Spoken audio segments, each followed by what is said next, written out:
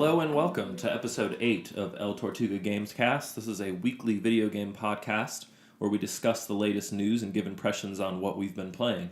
I'm your host Derek, and this week I'm joined once again by Cam. Hi. We have several exciting topics this week. The big topic is going to be the recent Nintendo Direct, so a lot of exciting things to talk about there. And also some other news. We're going to be very Nintendo focused this week. Just so happens to be with the news, and the Direct makes it pretty easy to do that. And then next week, we're going to focus on announcements from TGS, the Tokyo Game Show. So a little more Sony and Japanese indie heavy. So some of that will pertain to Switch, but a lot of it's Sony and things like that. So that's kind of the plan for the next 2 weeks. But this week, the first topic I want to talk about is an exciting bit of news. I think unexpected for me, certainly. And that is that Nintendo said, Reggie Fils-Aimé in an interview talked about, Nintendo has announced that they are going to re-release the NES Classic next summer. So it's going to be available once again in retail. We've lamented a lot the stock problems with the NES Classic and the stress that caused and how it's had us worried for the SNES. I really didn't think it was going to come back. Nintendo talked about how it was an item through the holiday, and then in the new year it stopped, and they haven't mentioned anything about it. And now look at us months later now. Mm-hmm. We haven't heard anything about stock from this really since January. And here we are in middle to late September, and they say it's going to come back again next summer. So awesome that there's going to be more stock of this. I never got an NES Classic because, like I've said on here before, I didn't really push very hard for one. I didn't really try to pre-order one. I was kind of not insanely sold on the idea, and then it just became so difficult that I kind of didn't ever worry about it. Do you think that with the restock, you'll get one this time? I think I'm going to give it more of an effort than the first time, just because I was able to get an SNES Classic pre-order. So I think it'd be cool if I can get the NES as well to have them too, small boxes, maybe keep them together on a TV up in this room or somewhere different from where the rest of the consoles are, and just have a cool little setup of retro games going on, especially since the Virtual Console has not yet come to Switch. That was another reason, is I kind of thought that would be here by now. Yeah. And it's not, and we haven't heard much of anything. No, nothing. So we've heard some, little rumblings about how whenever they launch their paid internet service next year, there's going to be some free NES games. Something like that. But we don't know much about it, and I really thought it would be here by now, but now that it's not, I do want that retro fix, so it makes the NES Classic even more appealing. I have to assume the Virtual Console not being here is a combination of they want to do something with their online service and maybe to help these classic editions. Probably going to roll out one more thing, I would imagine. Or probably January of next year. Maybe we'll hear something about it. Yeah, usually Direct in January, so it could be. But for now, who knows? So I think the idea of having the SNES Classic makes me want the NES Classic a little bit more. And it really has become such a cool item, an important part of Nintendo history now in and of itself, the Classic release. So it'd be cool. I mean, I'm not going to stress as much as I did for the SNES, because that's the one I really care more about. Yeah. But I would like to try to get one this time around. I think I will. And then they did also say, he said some stuff about the SNES too. Yeah, absolutely. Some strong comments from Reggie. Still has me a little nervous, but we'll see. He says that the SNES Classic will have significantly more stock than the NES. We've heard Nintendo said a couple times they'll have more stock than the NES, but he said significantly more in that the first shipment alone will be more than the total amount of NES Classics. And he said that no one should have to pay more than the suggested retail price of $79.99. He said you shouldn't pay more than that. Yeah, so everybody who's selling their stuff... Yeah. Who's selling their pre-orders, you can shove it up your butt. Yeah, that's according to Reggie. Now, I know some people are still going to be a little nervous about that and maybe, take that with a grain of salt and think they need to get one. But according to Reggie, there's going to be enough shipments. To be honest, the thing that makes me feel the most confident about it is the fact that they are bringing the NES Classic back. Mm-hmm. That gives hope to them producing the SNES Classic for longer. It does. It's not a one and done. Yeah. So they're putting more effort into that. So 2 weeks ago, before this announcement, if you would have asked me if I thought it would be easy to get one at any point ever, no way. But I'm starting to think maybe it's possible. Maybe. Right? If they do produce enough of this, it's still going to be a hot item, I think, when it launches and through the holiday season. I do not think it's going to be easy to find. Mm-hmm. Regardless of how much they send, an $80 box with this many classic games on it and the Star Fox 2 inclusion, which has never been released, there's just too many reasons to get it as a holiday item, so I don't think it's going to be easy to get. I'm very grateful that I have a pre-order, because that's the only way I think you're getting one early on is by waiting in line for a long time or having a pre-order. Mm-hmm. But maybe, once we get into the new year and things settle down a little bit, that holiday buzz is gone, maybe they will be around. Mm-hmm. Enough that I'm not going to say that you can just walk into a store whenever you want and pick No, one up. I still think it's going to be limited. I mean, there's just no reason for Nintendo to have them sitting on the shelves if they don't have to. But Reggie's comments do make me think if you put in some effort, you can have one. It might be possible, right? So that's a lot better than the NES Classic was. Even effort did not matter unless you were willing to shell out the big bucks for someone to give you theirs from eBay. And even now. Yeah. Well, they only shot up and up in price because they seem to be done, and now I think it's great. Because, so, sorry to anyone that has paid $400 for I know some people who have paid a lot for them, and now it kind of seems silly, huh? Yeah. But how were they supposed to know? You couldn't know. I thought they were done. We've lamented it on here several times. So now that they're coming back, hopefully it's enough of the NES Classic to kind of remedy some of those problems. Yeah. I would love to see them ship it with maybe a couple improvements, longer cables on the controllers. The SNES Classic has longer controllers, so it'd be nice if the NES Classic reissue did as well. Yeah. That was like the one complaint that they could easily fix. So that would be cool as well. Remains to be seen. They haven't said much about that. I think they're really focusing. It's SNES Classic first. And then next year, once that kind of gets through its phase, they'll worry about the NES Classic re-release. But either way, huge news, awesome. Yeah, absolutely. So, rightfully good news. So. You feel like they listened. Yeah, and as ridiculous as it sounds as a business, it kind of feels like, okay, they are finally accepting the fact that they could sell a lot more of these, and there is money to be made. They were leaving money on the table with NES Classic, and I think that. In the end, it's one of those things that these things seem to work out for Nintendo one way or another. I think when they re-release it, it's going to have a ton of buzz because, hey, that was that impossible item to get. And people are still going to buy it like crazy on the re-release as well. It's a positive response. It's a positive response to your fans, so. And I still, to be fair, I give Nintendo a little bit of credit. I don't think they anticipated them selling this much. If they compared it to the competition, Sega Genesis re-releases and things like that, they have not been huge sellers. Now, Nintendo's IPs and history and nostalgia for them is a lot bigger. So I think they should have expected more, but maybe they weren't ready. And, production and things like that I think have to be decided a while beforehand. Might not have been as easy as saying, hey, let's make more now. Right? So, well, the time for humility is over, Nintendo. Yeah. Make more. Yeah, so that is great. Things in the last 6 months since the release of the Switch, Nintendo's fortunes just really seem to have changed, including the NES Classic and now the SNES Classic. Just things have been good news for Nintendo around again and again. So this is great to hear that they are responding and they're going to produce more. We've been hoping, but I really had given up. So that's great to see that is happening. Also, positive news that we're going to talk about a couple different ways here is the third-party support for the Switch, which I've pointed out as a weakness for the Switch before. It's really been one area of weakness. We're seeing some very positive signs.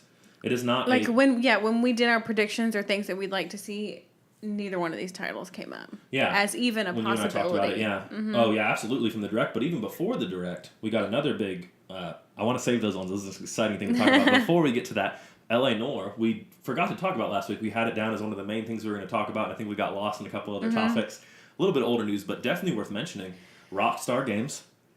incredibly famous developer for Grand Theft Auto and Red Dead Redemption are their biggest franchises, but LA Noire was a cool game that they released on the Xbox 360 PS3 generation where it was a LA detective scene kind of thing, historical. I believe it's set in like the 20s to 40s, somewhere in there, historical setting in LA, and I've heard everything about it. I've never checked this one out personally, but that it's a accurate example of LA. Back then it looks historically correct. Even if you go there today, so the street names and things you'd recognize. I've heard people talk about that, and I've heard that it's a cool game and from the perspective that it was really focused on, as a detective, you look at people's in the game's facial animations, and they used actual camera footage and like overlaid that with the animations of the game and things so that if people were lying, there might be something a little bit off about the way they're saying it or the facial expressions, and you have to really pay attention to that to help solve your crimes. So open world, driving around, some action, and this deeper crime solving plot behind the whole thing. I think it sounds pretty cool. It sounds very cool. Awesome for Switch. This is one that I showed you when the announcement happened, and we talked about how this is one of those that, even though it's one player, we'll probably go through together. This experience together, watching and taking turns and things like that. So I'm excited about it. It's also being re-released for PS4 and Xbox One. So it's just Switch is part of that, which is even better, I think, in a lot of ways. It's not just, hey, we're porting this old game to Switch. It's, hey, we're bringing this game back. We're remastering it, and we are including the Switch. That's the kind of news Nintendo needs. It's not one-offs. They are being included in the big picture, and I think that's even better, right? So very cool there. I'm excited about that one. That's like right up my alley. And the best part about the announcement is November 14th. I mean, it is right around the corner. This was not, hey, next year this is going to happen. This is soon. So it's just adding to that holiday lineup for the Switch, which is becoming so strong. So very cool news there. Then on top of that, we got a lot more third-party news, which we'll get to in a minute. But moving on to the Nintendo Direct, right? This was the big Nintendo Direct that was announced and just a couple days before it happened, and I was really excited leading up to it because I heard about it being 45 minutes long, which, if you remember, that is long. That's more than double the length of their E3 showcase. Their E3 showcase was 20-something minutes. I mean, this is like double the length. So I was really expecting a lot, but I knew at the same time this isn't going to be maybe as many new announcements as E3, but maybe some more in-depth coverage. Because they said they were going to focus on games coming primarily the next few months to 3DS and Switch. Mm-hmm. And they were going to talk about Mario Odyssey. They threw that out there. It was one game they named right beforehand. We're going to talk about Mario Odyssey. Yes. Right? So predictions were all over the place, as they always are with the Nintendo Directs. Some people, I think, get their hopes a little too high and then end up getting disappointed. Yeah. But this was a strong Direct. I have to say, I really liked the format of it. They did it where they spotlighted 4 games in particular and spent more time on those, some of them like 8 minutes or around that time. A good bit of time on these games, really talking about some details. And then they had their headlines that they do, which is very quick. Hey, here's this. Look at it real quickly. Here's this. Here's this. Here's this. A bunch of announcements in between the 4 spotlights. Yes. So a cool balance of, hey, announcement after announcement after announcement, and then let's take a deep look at something. Yeah. So I thought that was a great way to do it. I would love to see them keep that format for future Directs. Since the Nintendo Direct has started, they've definitely refined how they do them. I think they've really gotten it down to an efficient presentation that is exciting to watch now. I want to start. They started with a 3DS game. The first thing they started, their first highlight, so again, they spent more time on, was Pokemon Ultra Sun and Ultra Moon. Yeah. And to me, well, it looked cool. It looked like Ultra Sun and Ultra Moon. They did focus on some things that are different, right? And the legendary Pokemon and things being different, and your, marquee cover Pokemon being different. That's all great news. To be honest, for me, I loved Pokemon Sun and Moon. Yeah. But I'm not really in right now on this because it is like that Pokemon Yellow to Pokemon Red and Blue. Right, it's the same game but changed, and even that doesn't to me yet seem even as different as Yellow was, where Yellow really based everything on the anime, and you were playing as Ash, and Jesse and James were Team Rocket rather than generic, and things like that. So that was cool, but this one seems like Sun and Moon, but maybe not as different. And they're everything they've said is that it's different, but I just don't feel like they've done a great job of showing us how yet. Yeah, and Pokemon is such a strong series; it's going to sell well either way. For me right now, I kind of feel myself being like, well. They've already said they're working on Pokemon for the Switch, and I cannot wait for that. Wait to see what people say when it comes out. Yeah. Let somebody else play it first. But I'm at the point right now where I feel like on my 3DS I could replay Pokemon Sun or Moon. I played Moon, so I could go back and play Sun, which I bought that double pack and never played Sun. So I feel like I'd be perfectly satisfied doing that right now. So right now, I'm a little on the fence with that one. But what they showed looked good. Pokemon Sun and Moon was a great game. So I know people are excited about that. They also showed that really cool new 2DS XL that looks like a Pokeball for America. That looked amazing. Yeah, very cool. Japan's getting that Pikachu one as well. That's awesome, but we're not getting that one. Those are cool. For Pokemon fans, that'd be a great holiday gift. Certainly. Then also just a real quick note, we also saw that orange and white 2DS XL that was in Japan and Europe is actually coming to America now as well. I know some people that wanted that one to begin with are probably upset because they might have bought the blue and black. I like the blue and black better. That's the one that you have. But cool to see some other announcements. More hardware support. The 3DS just keeps continuing on. Clearly, they are still selling it. I mean, the 2DS XL is going to be a hot item this Christmas. $149 with the lineup that the 3DS has and a new Pokemon game coming out. It's going to have no problem selling. So, moving on from that, we also saw, just quickly, a couple announcements on 3DS. Minecraft is coming exclusively to new 3DS and 2DS. Not the original old models, but having Minecraft on the 3DS is a big deal. 3DS is a console that's great for younger kids. So the fact that this holiday you're going to be able to go to the store and they're going to have a boxed version of Minecraft for the 3DS and say you can play this on your $149 2DS XL or your $80 2DS. No, sorry, it won't work on that.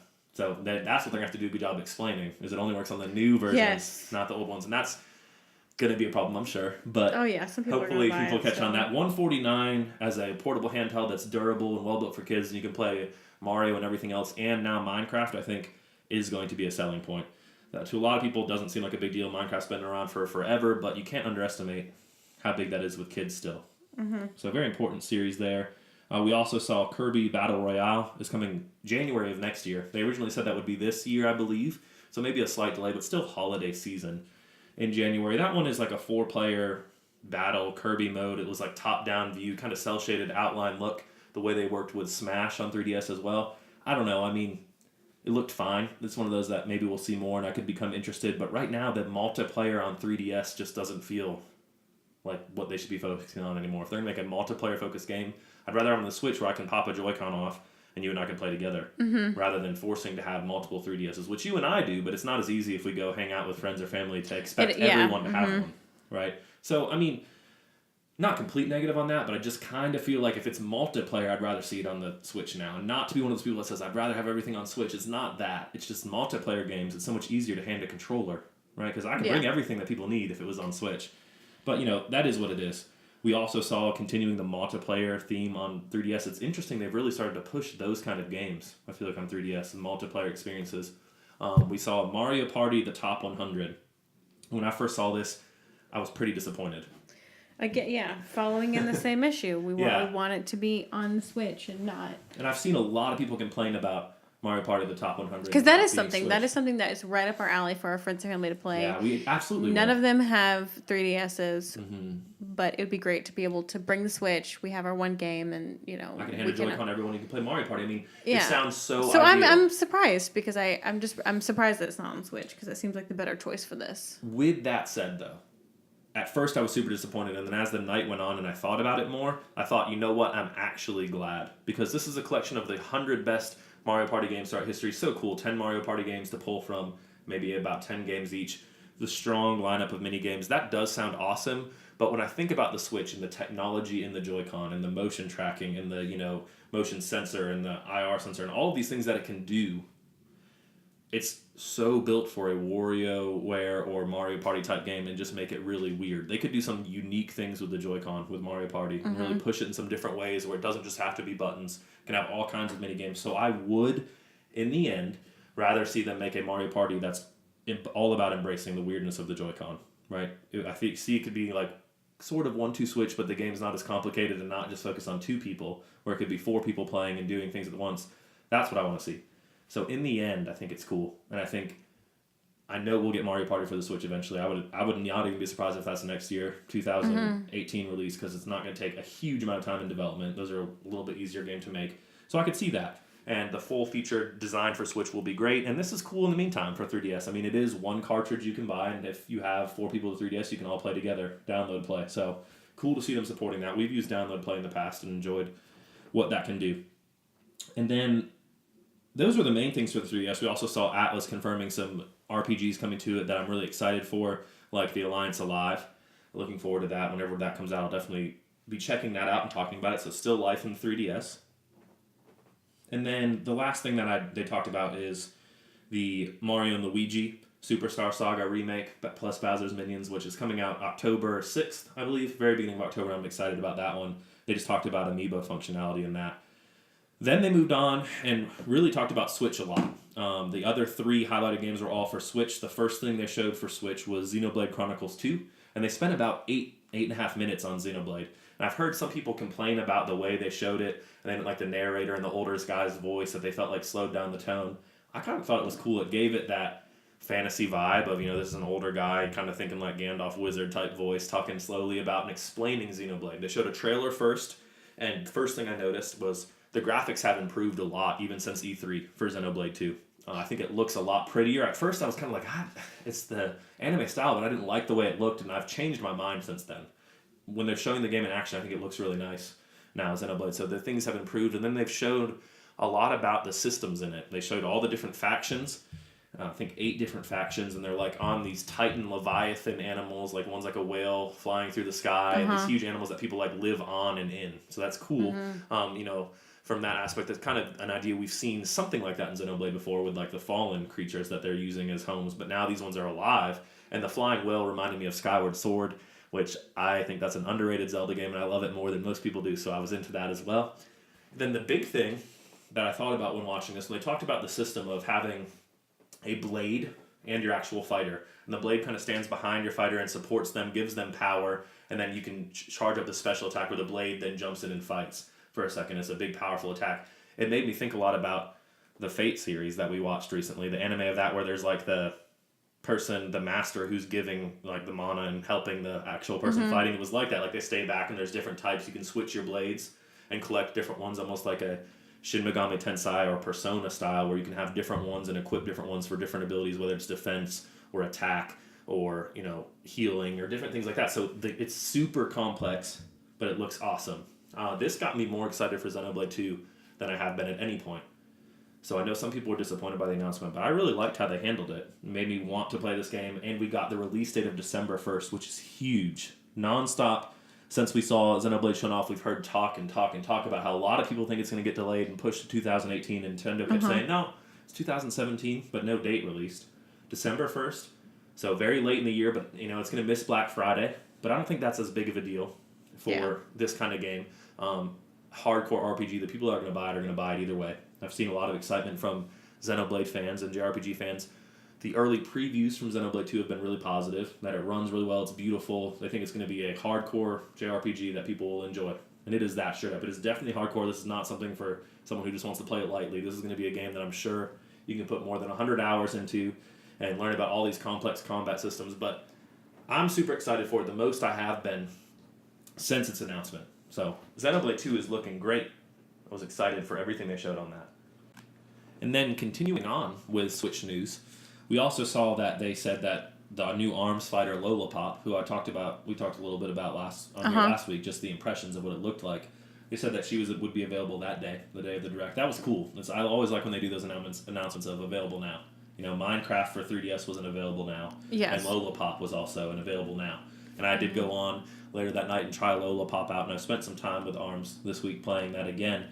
I have to say I liked the way she looked from a character design standpoint, and she's already, I think, become my favorite ARMS character. I don't know if I'm as good with her as I am some other characters quite yet, but I love the way she plays, being able to inflate in the air and drop down really quickly and move around when you're blocking. She's the only one that can move some when blocking.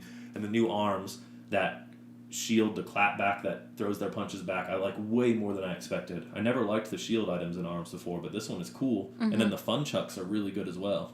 Right, so you can do a lot with those deflecting punches, and then kind of they're different if you throw them in the air than when you're standing on the ground. So I've had a ton of fun with Lollipop. It's really kind of renewed again my interest in playing ARMS, and when I was playing. Were you able to get all the different things that you wanted? Because I know you were saving up your ARMS money. I did save up some points to get new ARMS for Lollipop, and I got a mixture of things I like and things I don't. I did change out one of her weapons. The other one I didn't mention, which is that vertical blast one. I changed that out for like the Slapamander slapping glove from the side, because I really like having that with the shield, like distract them with the shield in the front, and then come from that wide angle punch with the Slapamander. So I did get that one, which I was happy about. And again, another reason why I've spent a lot of time playing ARMS is because it is great for playing multiplayer. If I'm playing with my brother or you or someone online, which I was playing with my brother this week, the best games on Switch to be able to go, the two of us online at the same time, are still Mario Kart or ARMS. Splatoon, as much as I love it online, is just one player. You can't do that two people at a time, or we can in ARMS, so we can jump into a party lobby. And yeah, we're not both in every match. Sometimes we're together, sometimes we're taking turns. But they're quick matches, so it's fun to watch, and you just kind of hang out as we do. So it's really brought me back to ARMS again and again. And Lollipop, I'm liking a lot. This is going to be my new main character, for sure. It's going to play with it, just find it fun to play as her. Then we also got the announcement of Lyn coming to Fire Emblem Warriors. So I think there's probably still a couple more characters they're going to be announcing before it releases, right, in November. But this was a big one because people have really lamented the fact that these characters have been from the newer games only. It's like there's Marth, and then there's all these characters from the most recent two Fire Emblem games, right? And being Fire Emblem Awakening and Fire Emblem If. And now Lyn, who originally appeared in Fire Emblem on Game Boy Advance, so it's been a while. She's the only character from her game so far, and she's an incredibly popular one on Fire Emblem Heroes when people get to vote for their favorites and things like that. She's been the top vote in the past. All right, so people are really excited about that. Lyn is a cool character, so I was excited to see that as well. Then we also saw DLC for a game that I know you're a fan of, in Snipperclips. Yeah. Right, so they talked about how in November 10th, Snipperclips Plus is something that you'll be able to buy in retail or on the eShop in full on its own, or for a $10 add-on, you can add it on to Snipperclips. And it's like 30 new levels, remixes of the old levels, changing shapes that you start as to make it harder. I don't know. I liked the game. I don't know that I'll buy the DLC for it. Yeah, I kind of agree on the same way, because I feel like I could still get more out of what I have from Snipperclips if I wanted to, right? But maybe. It's one of those, I don't know, kind of see. But I think it's cool to see support, because Snipperclips has been really well received, and it does seem like such a perfect fit for the idea of the Joy-Cons on Switch. Of here, take one off, give it to someone next to you, and you can play in tabletop mode. That's a game that you and I played on tabletop mode when we were in Japan on the bus and long drives and things like that. We played Snipper Clips, and it was perfect for that. So cool to see more support for it. Then the big things, before we get to the last big game they showed off, we saw some pretty serious third-party support. We talked about LA Noire, but some more pretty serious third-party support coming to the Switch. The first thing that I would mention is that we got the announcement of Dragon Quest Builders, the first one, coming to the Switch early next year. And that was a game that was a pretty big... They talked about this. So this is a big hit in Japan on PS4 and the Vita. Right now it's coming to Switch. I think this is cool, right? This is their take kind of on Minecraft. Yes, there's the building elements to it, but it's more intriguing than Minecraft to me. Number one, for the Dragon Quest art style, which is cool. I like the way that looks. And also, it's definitely prettier than Minecraft. And they also have the story mode to it, where there actually is a story and some RPG kind of combat and fighting as you're going through. So a little bit more than your typical Minecraft. I was looking forward to this one. So I think that's cool. Then we saw confirmed there was another release this day announcement, which was the demo for Project Octopath Traveler. Right, this was a game working that they showed title. Off. Yeah, working title. Which, it's kind of grown on me. As weird of a title as it is, it fits with Square Enix. Super weird. And they always have weird titles. Look at the Final Fantasy games titles and things like this. Super weird all the time. So, just embrace it, right? And they talked about this game and showed more of it off. This was a game that was only shown so far in the original Switch announcement. They said Square Enix will be supporting it on the Switch and showed off this game, and everyone was like, wow, that looks really pretty. And now they talked about it as HD 2D is what they call their graphics. And this is the team that made Bravely Default on the 3DS, which is one of the prettiest games on 3DS. And now this is a really cool, I have to say, graphical style on the Switch. They're 2D sprite characters going through these 3D worlds, but that still look like they fit the sprite characters, like they look natural in it. Never seen anything like it. It's definitely unique, full-on like diorama-looking levels right, of them going through. They talked about different characters that you can play. Eventually, there's going to be 8 different characters, and that's where the Octopath comes from. Yeah, I couldn't figure out if you play each different path with one character or if you have to go through all paths with each character. Like, I couldn't figure out if it was going to be like a Donkey Kong 64 situation where you like have to keep coming back because you find things that only one character can do. So I couldn't figure that out. I'm not 100% sure either. I'm glad you said that because I can't tell if it's, hey, choose your character in the beginning and play through this huge RPG and then you can play it again 7 other times differently. Or if it's play the starting origins in each town of these different characters and then their stories are going to collide and their paths will collide. Yeah, like I didn't know if they were only be available in their path until a certain point in the game. And then maybe they meet up. Who knows? Yeah. It's hard to say. What I have heard from people who've played the demo, like if they played as Primrose, they go through the couple-hour demo. It's pretty lengthy for a demo even now. And then as you finish up her part, she's going to the village where the warrior character starts. So maybe they're going to intersect. I don't know. It's hard to say. I think it would be really cool if they intersected. There's something to be said about if you could play the game differently 8 different times, but I think it would be cool to get like, okay, play as each of these 8, maybe a couple hours of background on each, and then they're going to meet and then have a story together. I think that would be really cool. But the fact that it's Octopath Traveler, like 8 different paths, 8 different options, makes me think is maybe that they're leaning towards you play as one and take that path, and then you can play again as a different path. Either way, I'm into it. Right, I like the graphical style of this. I downloaded the demo. Haven't really had much time to check it out yet. I checked it out very briefly, and it ran nicely. I love the art style. It's challenging. I will say that. This is a classic RPG, turn-based. It can punish you a little bit if you mess up. You really have to use this Brave system, kind of like in Bravely Default, but it's not as much of a gamble as it is you have to save up points, and then you can attack several times in a row if you save those throughout your turns. I want to check that one out more. I'll probably have more impressions on that next week. I've just been so distracted with 2 other big games in particular I've been playing this week, which I'll get to. So I haven't had too much time with it, but they've said it's 2018. I've heard rumors that spring 2018. We'll see if that remains true, but maybe the first part of the year. The cool thing is they released this demo so early because people have been talking about this game, and they said, Square Enix said, we're going to ask for feedback. So we want to know what you think of the demo, if there are things that need to be changed, things you like, things you don't, and then they're going to use that feedback as they finalize the game. So I think that's really cool. Yeah. And I thought it was interesting that the characters already, even the 2 they've shown off, are so different. I think it's Ulbrich, the warrior, something along those lines, his name. He can go through and challenge anyone in town to a duel. And it'll show you their strength, and you can try to fight them and like figure out who's good or evil and things like through this like respectful duel thing, like this tough guy's not going to necessarily kill him, but like let's fight, and then maybe if I win, we'll talk it out, right? versus Primrose, the girl, where it was, what did they say? You can allure anyone in town.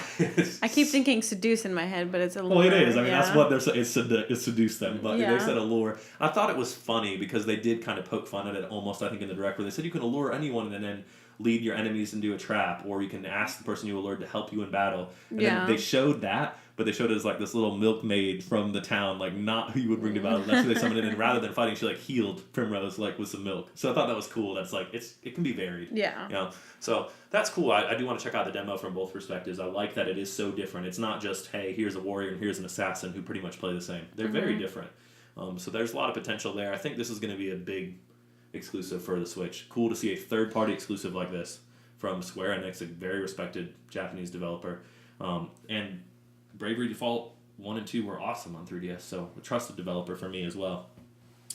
Then, moving on from that, the other two big third-party announcements we got, these were the bombs of the Direct, I thought. I mean, this was really the part that made my kind of jaw-dropping moment. Did not expect this at all. First, we got a trailer for Skyrim, which was like, okay, we've seen Skyrim a lot, but the exciting part was November 17th, right? Right. And I've heard a lot of response to that. That's a great release date. I mean, that's a prime time. And, you think about how Nintendo was releasing Mario Odyssey in October, and just a week before it is Fire Emblem Warriors. And you thought, why did they release them so close together? And it really seems to me like they were trying to give Bethesda a great time slot. They want Skyrim to do well. They've pushed it so much. I think they want this third-party game to thrive because maybe there's a wake-up call to some of these other third parties, right? It makes a lot of sense. So as good of a date as you could get for Skyrim. What they showed off looked great. I've heard early impressions that Skyrim runs awesome on Switch. I mean, how cool is that? This is a massive game that, as big as it is, one of the big things about Skyrim, it's one of those RPGs you can pause and save at any point. So you got 5 minutes to play on the train or something like that. You could play for 5 minutes, save, and pick it up later, right? No matter what, even though it's so big, it's very approachable in small chunks if you want to. So I think this looks awesome. A great release date. I'm excited for Skyrim on Switch. And this is a game that caught my interest a little bit in the past. I didn't get for PS4 with the re-release or anything like that because I was like, well, it's going to be coming to a portable console soon for the first time, and that's more exciting, right? So looking forward to that one. Then all of a sudden, I saw on that timeline that they had two iconic shooters come to Switch, and I was like, what could that be? And I was thinking, racking my mind around it a lot, and then all of a sudden they show the logos, and it is more support from Bethesda. Along with Skyrim, we are also getting Doom on Switch, which crazy in and of itself, I cannot believe. I mean, this is one of the premier third-party games on your modern Xbox One, PS4, PC. This is one of the games that's really touted as it's beautiful and it runs so smooth. This is a great game, right? And very well received. That's awesome. And then we're also, even bigger to me, is the announcement of Wolfenstein 2. I know. Switch. I mean, this is a game that's not even out yet on Xbox One and PS4. And we'll come back to Doom in a second, but for Wolfenstein, I mean, the impact of that, it's so cool. Nintendo of the past, Nintendo of the Wii era would never have allowed this game on their console. I don't believe it. I mean, a game focused on Nazis and fighting against Nazis and the swastikas all over and the art and all these things in the games. Nintendo's been really protective of those things in the past. And, I think they're finally getting it, hey. Which I'm not going to lie. I mean, I kind of like that about them, but I'm really glad that they're moving on and adapting and allowing things to make them more successful. They're never going to do it in their own games, but, it's okay to let third parties in. It's a mature game, and that's a decision the parent has to make on their own if they want to buy it for their kid or not. You can only do so much as far as that goes, in my opinion. And it's just a different era we live in with kids have access to anything on smart devices and things like that. So it's a lot more on the parents, I think, now to control that than the companies, maybe. And, great that their stuff, I think, is always going to be what Nintendo stuff is, but cool to see this coming. I'm so excited about this one coming. The one complaint that people will lobby, and there's some, it's a viable complaint, is that it's not coming out the same day as these other versions. These other versions we know are October 27th for PS4, Xbox One, PC. This, they've just said 2018. I assume early 2018. We'll see. So it's later than the other versions. Sure. For me, though, I've talked about on this podcast before that I'm looking forward to Wolfenstein, but I said that I just don't think I was going to pick it up the day it came out. Before I knew it was coming to Switch, I said I didn't think I was going to pick it up that day because that is the same day that Mario Odyssey comes out, and that is the same day that Assassin's Creed Origin comes out, which, I'll be honest, both of those games I'm looking forward to even a little bit more. As much as I am looking forward. Those will definitely keep you busy through the rest of. Oh, no doubt. Yeah, I'm 2017. So something that comes out a little bit in early 2018 is better for. Yeah. So I really think and with the added opportunity to get it on Switch. Yeah, I think I'm going to wait, and I'm going to play this on Switch because I love the idea of having it portably. I mean, two first-person shooter is a genre that's really not on Switch. Yeah, they have Splatoon third-person shooter, but nothing like this. This hardcore first-person shooter, story-driven games like this. Doom does have the online version, but I'm going to wait for Wolfenstein because there is so much at the end of this year on that day, and then even after that, I mean, things like Xenoblade, which is going to be such a long game. By the time I'm done with that, I'm pretty confident that this might be out or right around the corner, even though it's 2018. So I am going to wait. You know, some people don't want to wait and want to get it day one. I totally respect that. Wolfenstein is an awesome series, and if that's what you want that day, absolutely. But for me, I'd already said before I wasn't going to get it that day, so now this is just like, oh, well, that's when I'll get it. You know, it just seems almost perfect. And it would have been terrible for Bethesda to launch this on the 27th, the same day as Mario, because everyone who was buying a game for Switch is going to be getting Mario that day, not Wolfenstein. So that would have been sent out to die. This is much smarter in the long run. We have seen that Doom, going back to that one they said, is this year, holiday, 2017. The fact that it's coming so soon as well, they showed a little bit of it, and it looked great. I mean, yes, it is downscaled, not as detailed as the PS4, Xbox One versions, but to be honest, I was surprised by how good it looked. I've seen comparisons of them side by side. Switch is not as good. The lighting is not quite as well done, but overall, it looks comparable. This is not like, oh, massively worse. It's really good looking. You know, and I've heard so much about Bethesda's games running on their engine that they're so scalable, and I've heard people talk about how you can run Doom on a really not good PC and things like that behind old hardware it can still run really smooth on. So it goes to show you that a developer with their own engine like this, if it is optimized right, these games can run on Switch. It's not so much the power as it is what are the developers doing when they create these games. If they create them the right way where it is scalable for all different kinds of PCs and consoles, it's going to work on Switch, which I think that is the future. When you talk about PS4 Pro and Xbox One X, and the games need to be able to run on the Xbox One X and the original Xbox One, these games already have to be scalable. So if they're designed to be scalable, I think we're going to see more things hitting Switch as well, because that's just one more level of scaling, right? Yeah. And now you have that game portably. So cool to have these games portably. I'm going to pick up Doom. I've heard some rumors that this may be a December game as well. Maybe. That would make sense, right? Because we have Skyrim already in November, and then maybe Doom in December as well. I'm going to pick that one up as well. My holiday Switch lineup has become packed, I would say, after this Direct. So, really excited. Such huge news for Nintendo to get all this third-party support. I mean, not only Bethesda, but the Dragon Quest builders and the Octopath Traveler showing that off again. Just, it's good news. And I hope that this strong support from Bethesda, if these games do well, I think you're going to see more companies start to show up more and more. I think Mario and Rabbids had reviewed so well that I think Ubisoft is going to show up more, right? And I think maybe we'll see, hopefully, EA and Capcom and some other companies do the same. But it remains to be seen. But this is a great start from Nintendo. Very strong relationship with Bethesda, a developer that they really have had almost no relationship with in recent years. Nothing of theirs was coming to Nintendo consoles. Now so much in the course of a year to 6 months. It's great. Okay, so very exciting there. Then the last thing Nintendo showed off in this Direct was more Mario Odyssey. It was one of those things going in where I was like, I almost don't want to see more Mario Odyssey. Yeah, you were telling me that you were going to try to hold off on not looking at stuff. Yeah, but they did a really good job. This reminded me of that E3 trailer for Zelda where it was like not showing you too much more, but just really getting you excited. Right? I remember that Zelda trailer being the one that finally, like, I was always excited, but that was the one that, like, I was wowed and I could not wait. This was kind of the same thing for Mario. Getting so close now. I mean, we're like 5 weeks away from this game. And I cannot wait. I'm so excited for Mario. And, I mean, they showed so much, but they're like, there's still more. They showed us 2 new kingdoms. One brand new one that they had shown off briefly, but I kind of had ignored and tried to stay away from. Now I saw them here. You know, it's funny in the end, the thing that everyone was talking about with Mario was the one little scene of him without a shirt on where he's wearing his swim trunks running around and you could see his nipples, and it was like the biggest thing ever on Twitter was Mario's nipples, and everyone IGN is all talking about Mario's nipples, and I was like, really? But I mean, you know, it's funny. Only Mario can garner that much attention for something like that. You know, Link had his shirt off all the time in Breath of the Wild, and I don't really remember people talking about it that much, but Mario takes it off. Maybe it's because he's like the portly plumber dad bod, you know, but ton of attention on it. Dad bods are in. Yeah. It was funny to see. I mean, I love the outfits for Mario. Everything they showed him in that football outfit, like running up a wall, and they showed all these things and these new transformations, this like gecko dinosaur where he was like gliding off of a cliff on the side. This game is going to be so fun. The 3D Mario games just feel so good when you're playing. It is a playground, and Mario moves around so well, and all the jumps and things you can do. It's just so fun to run around. I cannot wait. And they showed the amount of moons. The worlds are like crazy beautiful. Oh, beautiful! So much going on. They were showing the moons. There was like 70 moons in the one world alone. So, I mean, there's rumors going around that it's 600 or more moons in the game. Like, this is going to be a big game, way bigger than any Mario before. So I just can't wait to get my hands on it. This is going to monopolize my gaming time for a while, I know. Because I can play it at home, on the go, on the Switch. The fact that this is a portable game, you don't even think about it when you're watching these trailers. It's so beautiful. It runs so smoothly. There's so much going on. For me, I forget that, oh, wait, I can take this on the go. You know, that's the craziest thing. If this was a home console only game, I wouldn't even bat an eye ever at it. You know, same thing as Breath of the Wild. It was just the fact that you can take something like that on the go is unbelievable.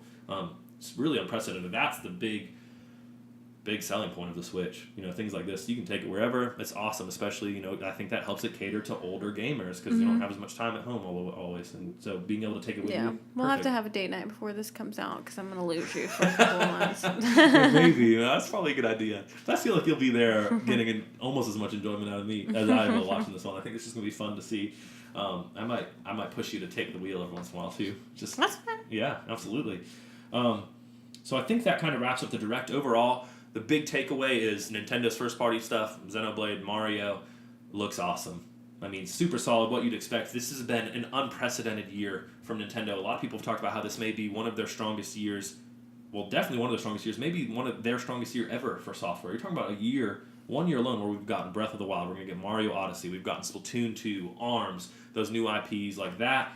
We've gotten a new Metroid on 3DS. I mean, it has been non-stop from Nintendo this year. Such a strong lineup. And that Zelda came out in March, so really if you get to wrap this around until March of next year, there's so much more too. You know, so very strong. Exciting from Nintendo. They've really kept that kind of hype around the Switch going and only built it up stronger and stronger. So kudos. It's clearly working out. It's doing so much better than the Wii U already. I hope that continues, right? We can only hope. But we'll see. Beyond that, I think it's time to move on to what we've been playing. For me, there's two main things.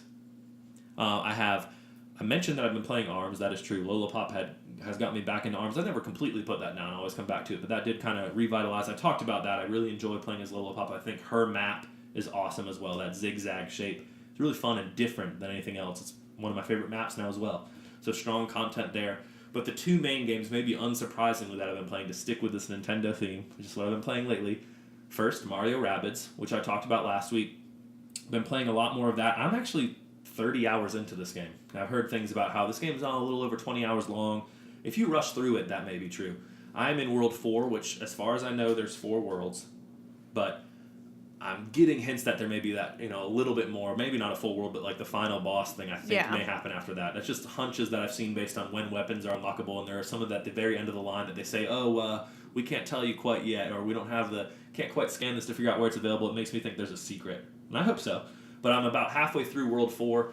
With that said, the reason I'm 30 plus hours in is because on World 1, 2, and 3, I've completed everything with the perfect rating. Every battle, I make sure I'll redo it if I don't get the perfect. If anyone dies or if you don't complete it quick enough, I redo it. Right? I want that perfect rating because you can go back and check. You know, it's one of those check mark things. Did you get it or not? And I've gone through and done all of the 10 challenges on all 3 worlds as well. I've heard a lot of people say that, the challenges are too hard and you got to go back and do them after you get stronger. I mean, hey, not hating at all if that's what you decide to do, but I'm telling you right now, it is possible to do all the challenges of World 3 right when you finish World 3 because that's what I did. You know, and even some of the ones that you go up to it and before there was easy, medium, and hard challenges, and then suddenly in World 3 I saw this purple toad and it says super hard, like Mario style, like not super hard, and I was like, oh man. But even those with a couple tries, you know, there are things that if you do it right, it's possible. It just takes a lot of strategy and thinking. You got to optimize the way you use the characters. And last time I talked about how I loved Rabbid Luigi. That 100% remains true. He's like a mainstay in my party. I use him instead of a healer. I don't use Rabbid Peach like a lot of people do, or Peach to heal. I use Rabbid Luigi. I put that life leech on someone, the vampire ability, and then if any of your party members shoot them, it heals them. So I use that as my healing, and it allows me to have more damage. You have to run Mario, so you always have Mario. I run Rabbid Luigi, and then I usually switch between, every once in a while I use Peach, but for the most part I switch between Luigi as the sniper. If the map is big and open, I'll use him, and then if it's smaller, the most recent character I've gotten is Rabbid Yoshi, and he is awesome. I mean, he's just crazy. He uses the minigun and grenades, and he can do so much damage, and he has this barrier ability that allows him to get hit twice and like not take any damage at all. He can just scream, like sound manic scream and like scare enemies out from behind their little barrier so that he can hit them and stuff. I mean, he is awesome. He deals out damage like no one else that I have so far. Him and Luigi are definitely the top damage dealers. I've heard that the last character I haven't gotten yet, Yoshi, is maybe the top damage dealer, so I may like him a lot when I get him as well. But for right now, mainly switching between the 4 of always have Mario, yes, Rabbid Luigi I keep in, and then I switch back and forth between Luigi and Rabbid Yoshi depending on the map. Now, I've heard different strategies from everyone. I've heard people that always use Rabbid Peach, Peach, and Mario. So anything can work. That's the cool thing about this game. I never really use Rabbid Mario. I know he is very strong. Right? It's just what appeals to you. And I think that's so cool that all 8 characters in this game are viable, and you can combine their abilities and strategies in different ways. This game plays so well. It's a beautiful game. I cannot recommend it enough. I would go as far to say if you have a Switch, this is one of the must-own titles.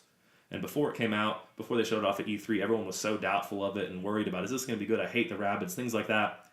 Not a concern at all anymore. This is a game that if there was a sequel, I would be there day one to play the sequel as well. I've enjoyed this one that much. Awesome. So highly recommended. I think when it comes down to my top 10 games of the year, it's going to be a contender. Right? I've enjoyed it that much. And then the other game that I've been playing, I'm about 4 or 5 hours in only, is Metroid Samus Returns on 3DS. Been looking forward to this one. I am a fan of Metroid, but it is not my favorite Nintendo franchise or in my top couple of franchises from Nintendo like a lot of people is. And no disrespect to people who see Super Metroid as one of the best games ever. I get that. It just hasn't ever clicked as much with me as some of the other franchises. So looking to this one, it would be one of only a handful of Metroid games that I've played all the way through. Played Metroid Prime 1 and 3 all the way through, Super Metroid all the way through. This one, I'm hoping to add to it. So far, I love it. It can be challenging. It's really started to ramp up in challenge, especially where I've gotten now to Area 3. If you're playing it, you know what that means. That's pretty far in. At least it's taken me some time to get there. But Area 3 overall, difficulty's starting to ramp up. Some of the bosses are becoming more and more difficult, but I'm starting to getting some really cool abilities for Samus as well. Different shots and things that she can do. The game is beautiful. One of the best looking games on 3DS as far as the 3D depth goes. This is a game that I'm playing with the 3D on all the time. No doubt about it. Mercury Steam, the developer who worked on the Castlevania game for 3DS, that was received as okay at best, has really stepped up their game. I saw some cool comments from the developers where they said Nintendo, working with them, made them better developers. They have so much respect for Nintendo. They were so helpful and pushed them to try new things, and it's really cool to see that commentary that Nintendo was supportive in this. You know, they're letting them work on a franchise, and they helped them, right, build, and they feel like there are better developers as a result. Impressions from other people who've played all the way through the game, they enjoyed a lot. So far, I enjoyed a lot as well. I love the counter mechanic that you can do this melee counter when enemies attack you. You have to time it right, and you can kind of knock them back and stun them and then do extra damage to them. Same as like lock in and really punish them. I love that. It's different for Metroid, so I know people are kind of mixed on it. For me, it's made me enjoy the combat that much more because I really feel like it's not just run and shoot around all manically. It's, you wait for these opportunities. When you see that blink of an enemy, that means they're going to charge at you. Wait and counter them right, and then you can like punish them for it. So it makes the combat a little bit more dynamic. I really enjoy that. I think the combat works super well. It is getting more challenging, and yes, it has those Metroid moments where there are times where I'm like, I have no idea where to go. I can see where I need to go on the map, but I don't know how to get there. You got to kind of keep exploring and figuring out. You are alone on a planet.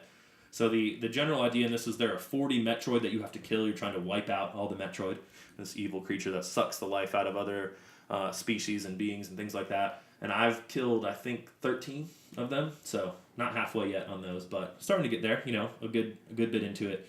Excited to continue with that one. Been playing a lot of the 3DS and the Switch. Right now it's been, if I'm leaving the house, which one do I bring with me? It's hard because I want to play more Mario Rabbids and I want to play more Metroid. I am closer to finishing Mario Rabbids, so there's been a push for that. I want to get to the end of that one because I think that will happen first. But been a great time for gaming. Those games I've enjoyed so much releasing this time of year. There's so much more to look forward. I know this week the main release I'm looking forward to is the indie game, SteamWorld Dig 2 on Switch. So excited to get my hands on that one as well. But I think that wraps up what I've been playing right now. I'll have more impressions on Metroid next week and maybe my final thoughts on Mario Rabbids because I think I'll be able to finish that up this week. That's what I'm hoping. So I may talk about more of those next week, and I'll also have some more impressions on Project Octopath Traveler, at least, for next week. So we hope you'll join us again next week when we talk about the Tokyo Game Show. Thank you so much for listening this week, and we'll see you next time. Bye.